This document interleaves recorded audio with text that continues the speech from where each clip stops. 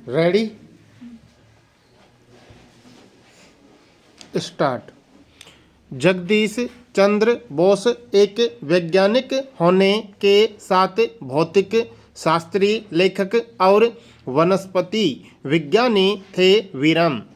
बहुमुखी प्रतिभा के धनी श्री बोस का 30 नवंबर को जन्मदिन है, तो आइए हम आपको उनके जीवन के बारे में कुछ रोचक बातें बताते हैं। विराम। भारतीय वैज्ञानिक जगदीश चंद्र बोस बहुमुखी प्रतिभा के धनी थे। विराम। उन्होंने रेडियो और माइक्रोवेव ऑप्टिक्स के आविष्कार के साथ पेड़ पौधों के जीवन पर भी बहुत सी खोज की। विराम। वह भौतिक वैज्ञानिक होने के साथ साथ जीव वैज्ञानिक, वनस्पति वैज्ञानिक, पुरातत्विक और लेखक भी थे। विराम। रेडियो विज्ञान के क्षेत्र में उन्होंने महत्वपूर्ण योगदान दिया। विराम। उनके कार्य को देखते हुए institute of electrical and electronics engineer ने उन्हें रेडियो वैज्ञानिक जनकों में से एक माना। विराम। जेसी बोस की खोज का नतीजा है कि आज हम रेडियो, टेलीविज़न, भूतलीय संचार, remote sensing, radar, microwave oven और इंटरनेट का उपभोग कर रहे हैं। विराम। जगदीश चंद्र बोस का जन्म 30 नवंबर 1858 को मेमनन सिंह के रेरोली गांव में हुआ था, जो वर्तमान में बांग्लादेश में मौजूद है। विराम। उनके पिता का नाम भगवान चंद्र बोस था, जो ब्रिटिश इंडिया गवर्नमेंट में विभिन्न कार्यकारी पदों पर कार्यरत थे। विराम। जगदीश चंद्र के जन्म के समय उनके पिता फरीदपुर के उप मजिस्ट्रेट थे। विराम। उनका बचपन फरीदपुर में ही बीता था। विराम। साथ उनकी प्रारंभिक शिक्षा भी वहीं पर हुई थी। विराम। उन्होंने अपनी प्रारंभिक शिक्षा गांव की एक पाठशाला से शुरू की, क्योंकि उनके पिता चाहते थे कि जगदीश चंद्र अपनी मातृभाषा सीखे और संस्कृत का ज्ञान अर्जित करे। विराम। इसलिए अंग्रेजी स्कूल पास होने के बावजूद भी उनके पिता ने अपने बेटे को सामान्य सी पाठशाला में भेजा। विराम।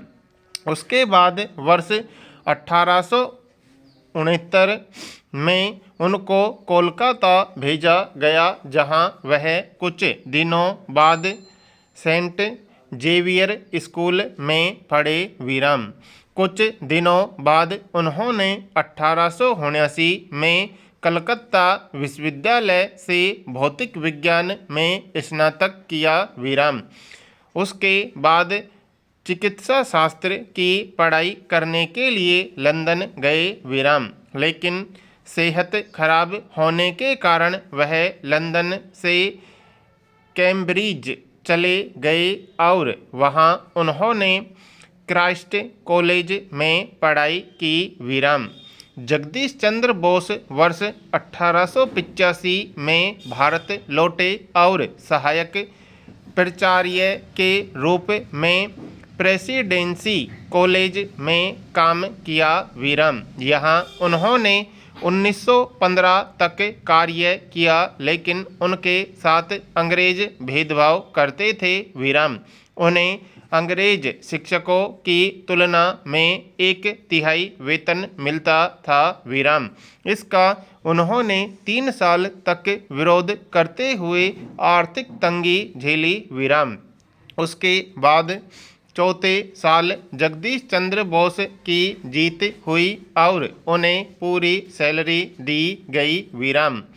बोस एक बहुत अच्छे शिक्षक भी थे और उनके कुछ छात्र सत्येंद्र नाथ बोस प्रसिद्ध भौतिक शास्त्री भी बने। विराम पैरा।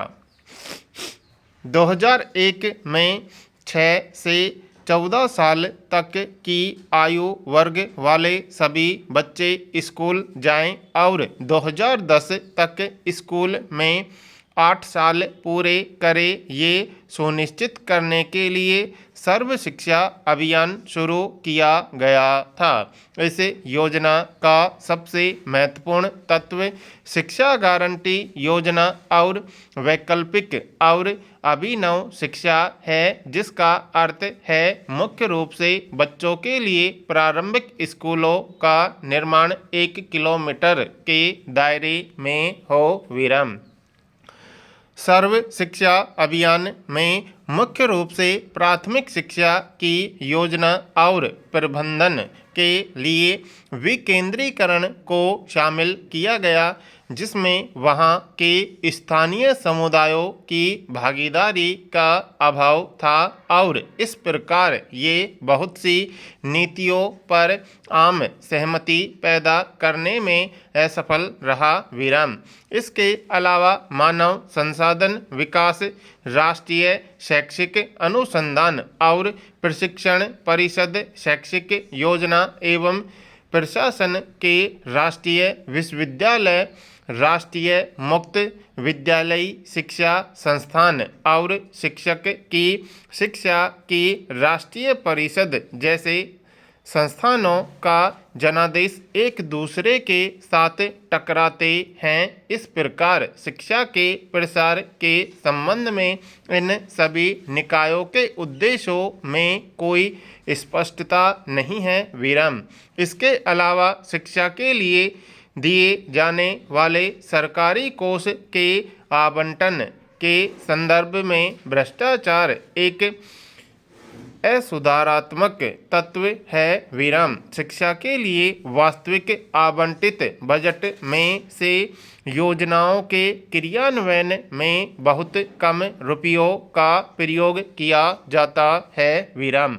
शिक्षा की स्थिति को बर्बाद करने में एक प्रमुख पहलू प्राथमिक और उच्च शिक्षा के स्तर पर दोनों शिक्षा का व्यवसायीकरण है। विराम। निजी स्कूल बहुत भारी फीस लेते हैं, जो गरीब माता के लिए अपने बच्चों को स्कूल भेजना कठिन बनाता है। विराम। मिड डे मील योजना के माध्यम से बच्चों को पढ़ाई के लिए बेहतर बनाने के उद्देश्य से उन्हें पौष्टिक आहार उपलब्ध कराना शुरू किया गया था। विराम। इसके बजाय इस योजना के अंतर्गत बच्चों का भविष्य भोजन में मक्खियों और छिपकलियों के साथ घुमिल हो रहा है। विराम। पत्रकार सिद्धेश्वर शुक्ला द्वारा दायर आरटीआई की एक श्रृंखला से पता चलता है कि पिछले 3 वर्षों के दौरान दिल्ली में 11.5 लाख बच्चों को परोसा जा रहा मध्यावधि भोजन बड़ी संख्या में सरकार द्वारा किए गए परीक्षण में नाकाम रहा है। विराम। न केवल सरकार परंतु हर शिक्षित व्यक्ति को निरक्षरता के उन्मूलन को व्यक्तिगत लक्ष्य के रूप में स्वीकार करने की जरूरत है। विराम।